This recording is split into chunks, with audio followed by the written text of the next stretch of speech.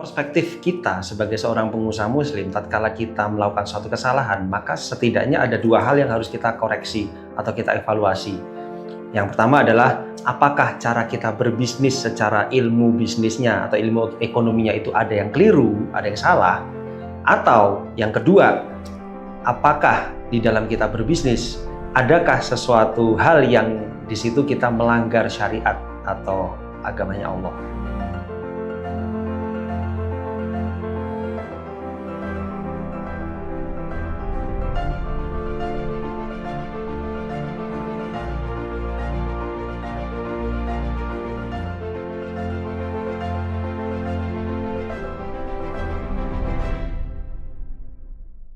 Bismillahirrahmanirrahim. Perkenalkan, saya Laksono Wahyu atau biasa dipanggil Nino. Saya pegiat dakwah dan juga pebisnis dari Jogja. Bisnisnya saat ini saya menjalankan bisnis City Sky Interior namanya, bergerak di bidang jasa desain dan produksinya.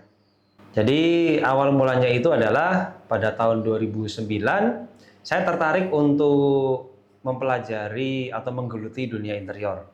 Ya, karena sebetulnya meskipun tidak match dengan latar belakang akademis saya ya, jadi latar belakang akademis saya itu dari teknik elektro UGM. Cuma sebetulnya dulu saya udah ada ketertarikan dalam bidang desain bangunan serta interiornya. Hanya saja qadarullah, singkat cerita, saya akhirnya memutuskan untuk masuk ke kuliah di teknik elektro UGM. Nah, singkat cerita setelah lulus di 2009 itu saya ngobrol cukup intens sama temen yang dia sudah berjalan cukup lama di dunia interior. Kemudian saya mengutarakan ketertarikan saya untuk belajar lebih dalam tentang dunia interior, dan saya menyatakan ingin mendapatkan ilmu dengan bekerja di bantu dia. Gitu. Alhamdulillah dia setuju, berkenan untuk saya belajar sekaligus bantu dia di urusan marketing. Jadi saya ikut memasarkan bisnisnya dia, carikan klien. Nah, disitulah saya selama 1 tahun belajar tentang interior, tentang bagaimana menyerap aspirasi dan keinginan serta kebutuhan dari klien, kemudian bagaimana itu menerjemahkan kepada desainer, serta mengawasi jalannya produksi hingga waktunya setting di lokasi. Seperti itu.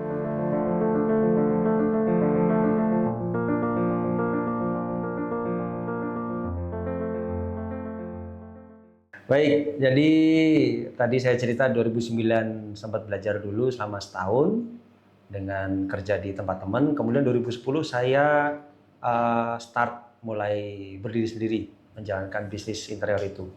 Nah, tentunya sebagai newbie ya perjalanan cukup panjang ya. Mulai dari proyek yang nilainya hanya sekitar 5 jutaan sampai kemudian sekarang ya berbagai macam jenis pekerjaan pernah kita tangani. Dan kalau ditanya rugi ya sebagaimana umumnya ya, tentu kita pernah mengalami itu. Ya, macam-macam penyebabnya. Ada yang sebabnya karena sepele, ya contohnya ya human error, atau saya yang pas lagi error. Atau pernah juga pas tim yang ada error. Nah, tapi ya yang namanya kita kerja tim ya, ketika ada satu orang yang error ya otomatis semuanya terdampak. Tapi ya seru lah. Selain itu ada juga kisah yang itu erat kaitannya dengan fase hijrah saya. Nanti saya ceritakan.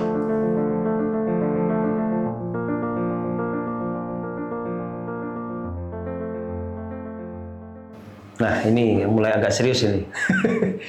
Oke, kalau kita bicara soal rugi, maka rugi itu bisa kita pahami sebagai sebuah kesalahan, sehingga hasilnya adalah kerugian. Nah, perspektif kita sebagai seorang pengusaha muslim, tatkala kita melakukan suatu kesalahan, maka setidaknya ada dua hal yang harus kita koreksi atau kita evaluasi. Yang pertama adalah, apakah cara kita berbisnis secara ilmu bisnisnya atau ilmu ekonominya itu ada yang keliru, ada yang salah. Atau yang kedua, apakah di dalam kita berbisnis, adakah sesuatu hal yang di situ kita melanggar syariat atau agamanya Allah.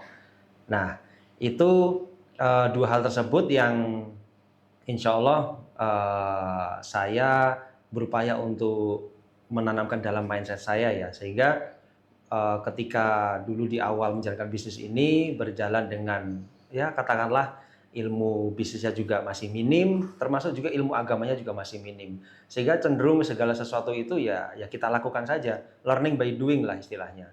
Termasuk ketika ilmu agama masih minim ya apa-apa ya kita lakukan, termasuk ketika lagi butuh tambahan modal ya sebagaimana pengusaha pada umumnya ya solusinya adalah hutang ke instansi atau lembaga ribawi.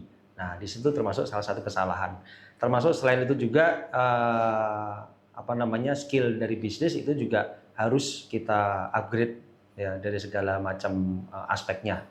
Seperti itu. Tadi saya bilang 2010 mulai. Kemudian 2010 alhamdulillah perlahan tapi pasti project demi project itu kita dapatkan, alhamdulillah itu bertumbuh lah secara angka ya, secara angka.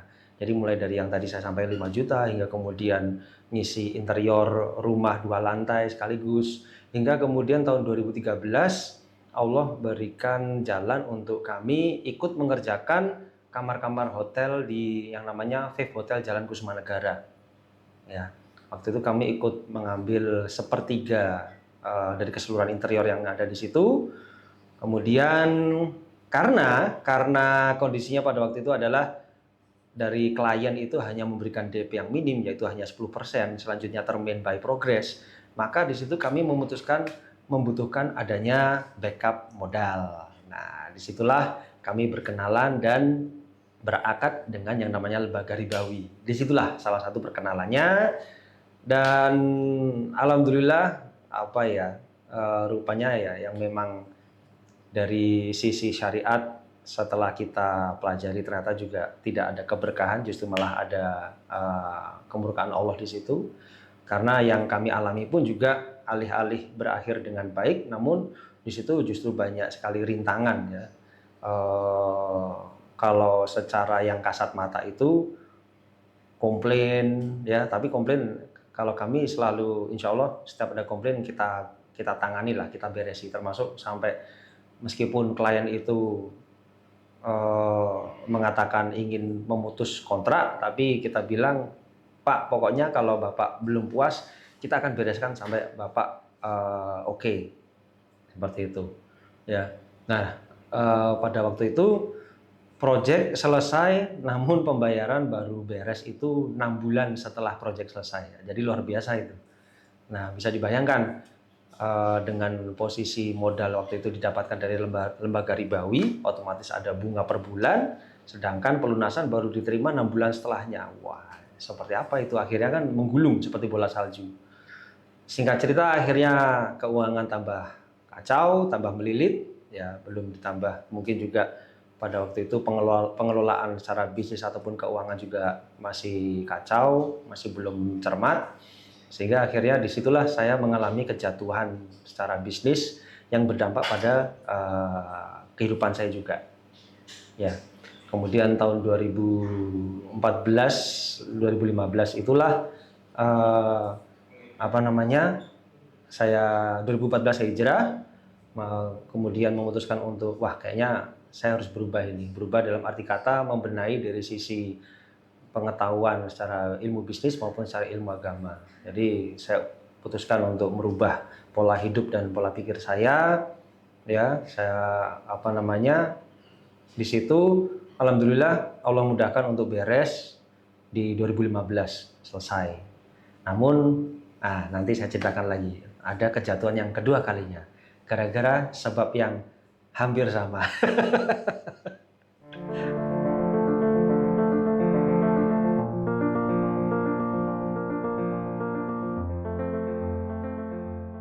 Baik, City Sky mulai kita pakai nama itu sejak 2010, pertama kali kita jalan sendiri.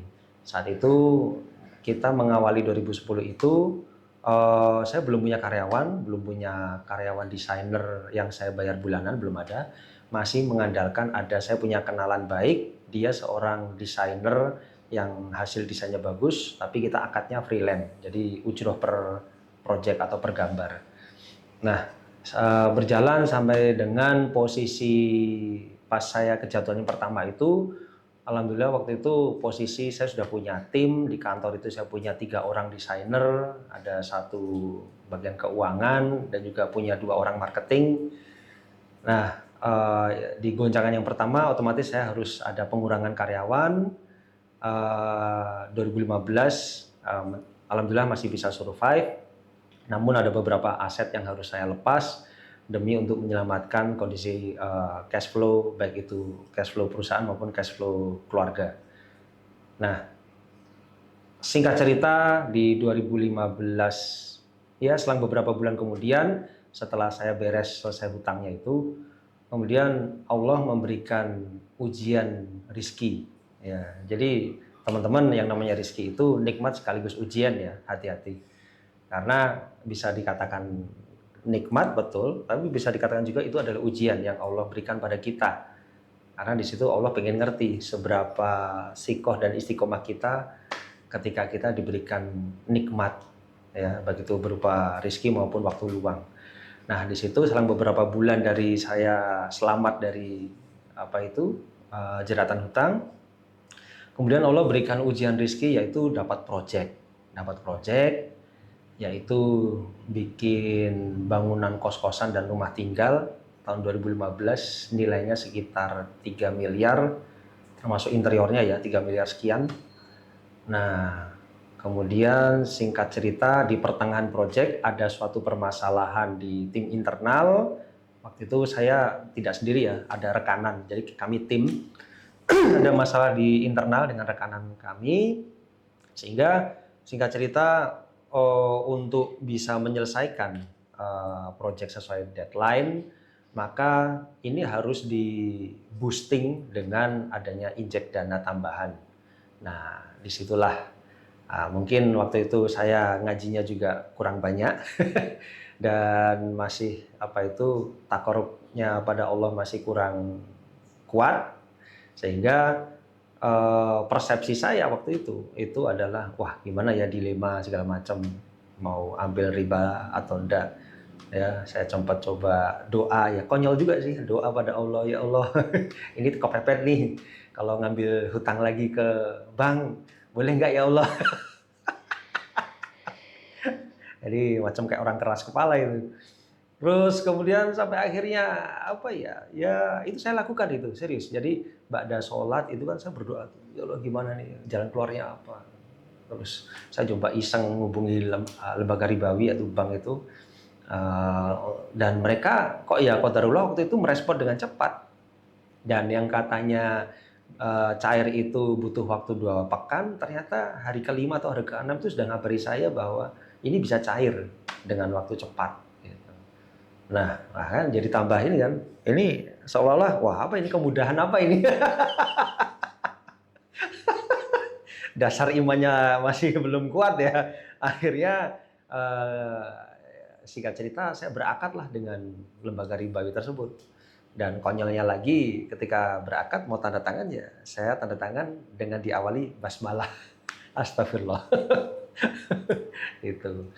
Nah, itulah jeratan yang kedua, sekaligus itu menjadi awal dari kejatuhan saya yang kedua, karena betul sesuai teguran sekaligus janji Allah ya kepada hambanya yang dia sudah paham tapi kok masih mengingkari, maka justru siksa Allah itu betul-betul terasa pedihnya.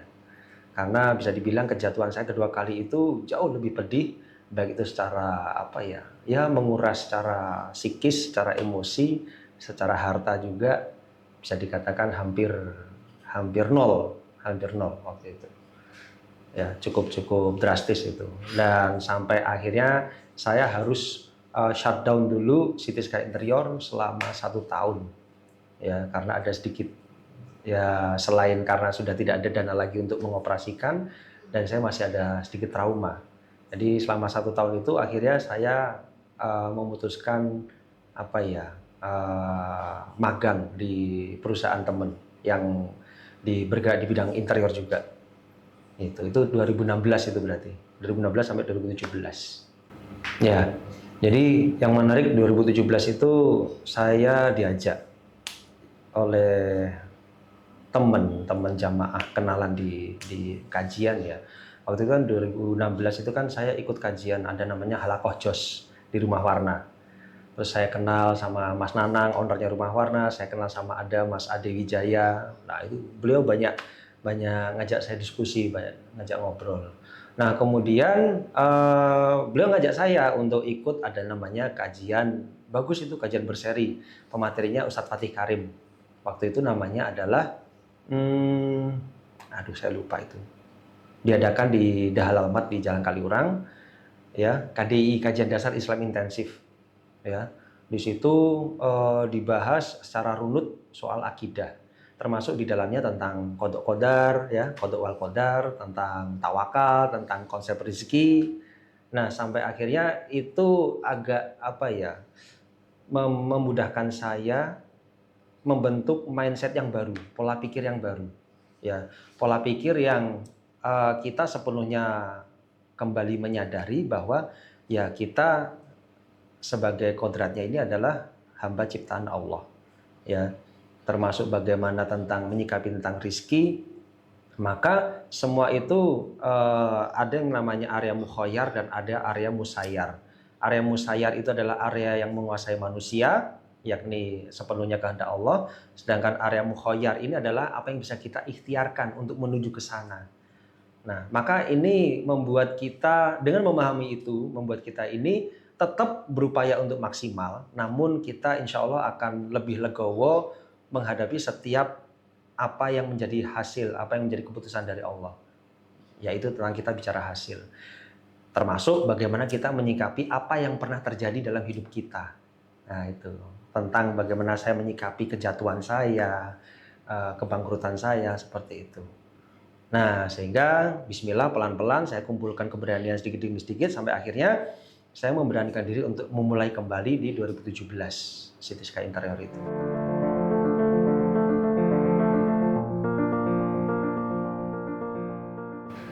Hambatan itu kalau kita bilang hambatan, maka sesungguhnya hambatan terbesar itu adalah pikiran kita. Ya, ketakutan terhadap sesuatu yang belum terjadi atau ketakutan karena kita dulu pernah mengalami kejatuhan itu. Jadi musuh kita sesungguhnya itu adalah diri kita sendiri, nafsu kita, keserakahan kita, ketamakan kita,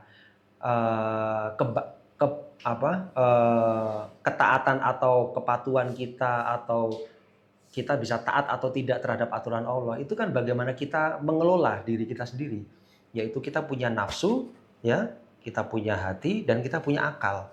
Maka alhamdulillah sekali ya, izinkan saya sharing ya. Jadi kita sebagai seorang muslim maka sudah semestinya kita harus memperbaiki kualitas takorub kita pada Allah. Terlebih kita ini seorang pengusaha muslim, wajib dekat sama Allah, wajib tahu ilmunya dalam bisnis atau bermuamalah, ya, sehingga apa yang kita lakukan ini tentunya bukan hanya cuan yang kita dapatkan, tapi juga keberkahan yang kita raih juga. Keberkahan ini akan bermanfaat untuk kebahagiaan kita di dunia dan tentu saja kemuliaan kita di akhirat kelak. Nah itu yang membuat insya Allah saya pribadi menjadi lebih nyaman di dalam bekerja, di dalam merespon setiap opportunity atau peluang proyek-proyek itu lebih terkendali. Ya, tidak kalau dulu ketika masih minim sekali ilmu agama, masih belum dekat sama Allah, wah tiap kali lihat peluang pasti gelisah, gimana nih nanti kalau sampai nggak dapat gimana, gimana caranya supaya bisa dapat, segala macam. Akhirnya sampai nubruk ya segala macam. Nah seperti itu. Jadi ilmu agama itu penting, jadi panduan dan genggaman kita di dalam menjalani kehidupan kita sehari-hari, termasuk dalam kita berbisnis sebagai seorang pengusaha muslim. Bukan hanya interior saja ya, tapi hampir semua bisnis itu yang namanya iklim kompetisi pasti tinggi ya. Nah, agar kita tidak terlalu terlarut dalam iklim kompetisi, maka memang idealnya kita menciptakan value. Ya. Kalau kita bicara soal value, ya jujur saja saya masih berupaya untuk menghadirkan value tersebut dan sekaligus menguatkan value dari City Sky Interior. Saya masih proses lah, masih belajar juga ya. Yang jelas dari pengalaman saya sejak 2010, value yang wajib dihadirkan itu adalah tentang service dan komitmen. Itu wajib ada. Kalau sebelum kita bicara tentang varian produk atau varian layanan, maka tentang kualitas service dan komitmen itu wajib dipenuhi dulu atau dihadirkan dulu. Artinya apa? Setiap opportunity yang datang, maka bagaimana kita meresponnya dengan baik, dengan cepat, kita layani konsumen dengan sampai dia terpuaskan, ya. Artinya aspirasinya bisa kita tangkap, bisa kita olah, bisa kita wajibkan, bisa kita wujudkan dalam bentuk desain yang sesuai keinginannya dia, ya. Dan setiap ada permasalahan kita respon dengan cepat, dengan baik, maka itu menjadi syarat wajib kalau kita ingin bisa survive dalam dunia bisnis. Nah, kalau kemudian kita bicara tentang added value soal produk, nah itu jujur kita masih belajar lah, masih memproses itu.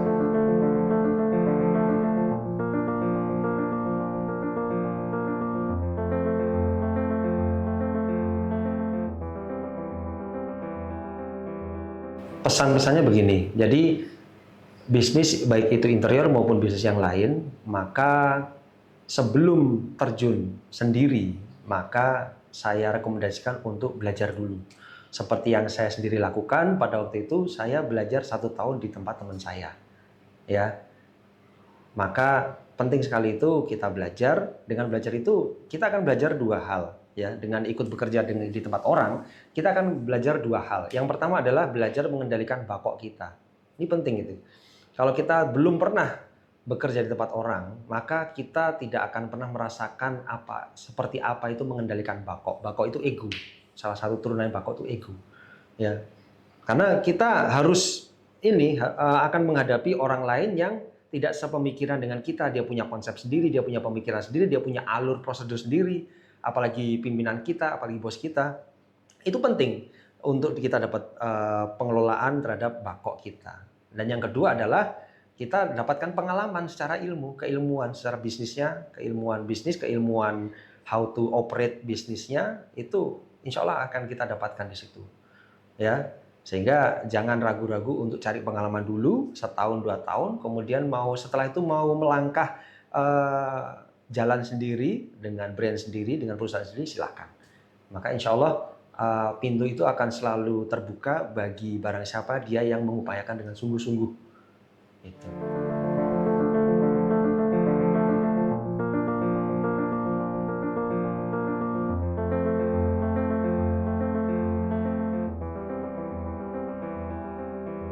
Ketika kita bicara circle, ya, maka ada satu pepatah yang itu kita temukan di dalam ajaran agama maupun di para kata motivator, bahwa circle kita itu akan berpengaruh terhadap pembentukan karakter kita. Ya, kalau kata motivator, karakter kita atau kualitas kita akan bisa dilihat dari 5 orang terdekat kita, 5 kawan terdekat kita. Itu akan mencerminkan siapa kita, seperti apa diri kita. Nah, kalau dalam ajaran agama, maka di situ dikatakan kalau kita dekat-dekat dengan penjual parfum, maka kita akan ikut kena wanginya. Nah, di situ bisa kita ambil satu nilai bahwa ketika kita ingin menjaga diri kita berada dalam keistiqomahan di jalan kebaikan, jalan yang diridhoi Allah, senantiasa ingat pada Allah, kemudian kita ingin terjaga semangatnya di dalam berbisnis, ya, agar semangat memanfaatkan waktu, tidak malas-malasan, tidak membuang waktu hanya untuk urusan yang sepele.